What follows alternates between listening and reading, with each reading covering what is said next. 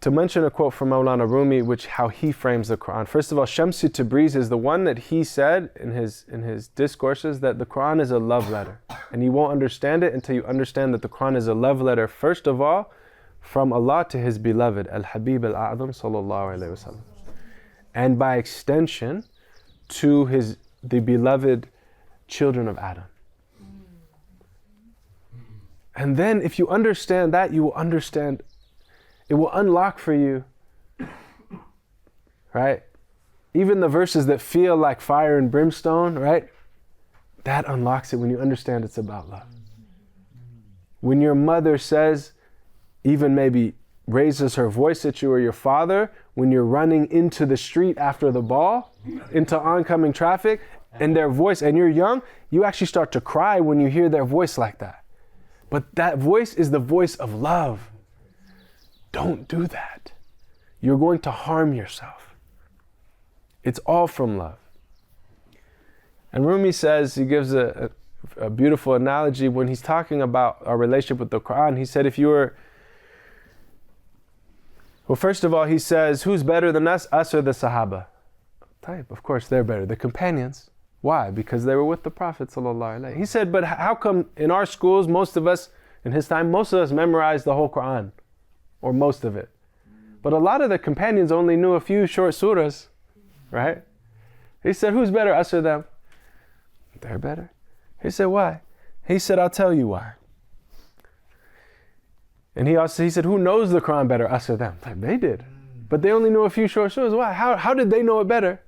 He said, I'll tell you. He said, if you went to a banquet and there's all these delicious foods, you fill your plate and you eat, right?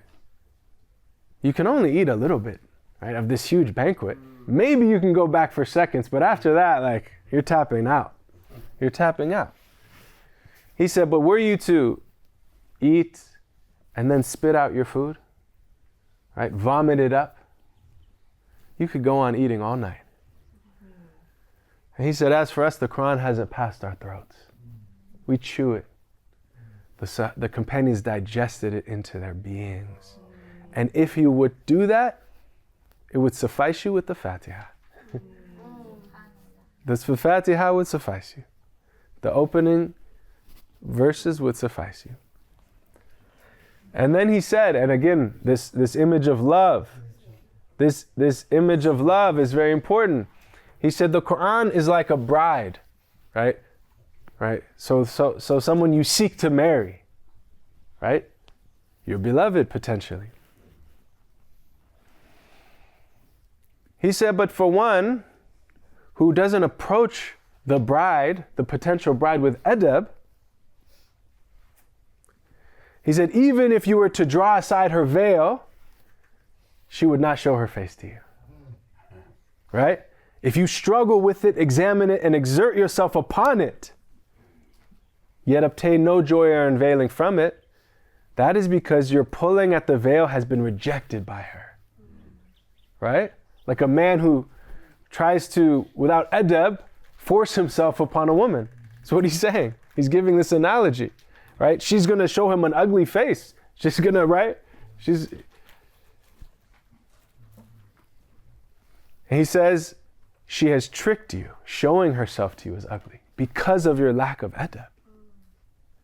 He said, this does not mean that the Qur'an itself is ugly. Rather, it is showing you an image of yourself.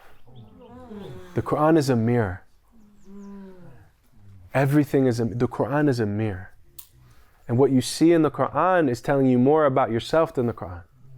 Know that. Know that. But if you do not draw aside the veil, and instead you seek her good pleasure, if you water her field and serve her from afar, and strive for that which pleases her, then without your drawing aside her veil, she will show her face to you.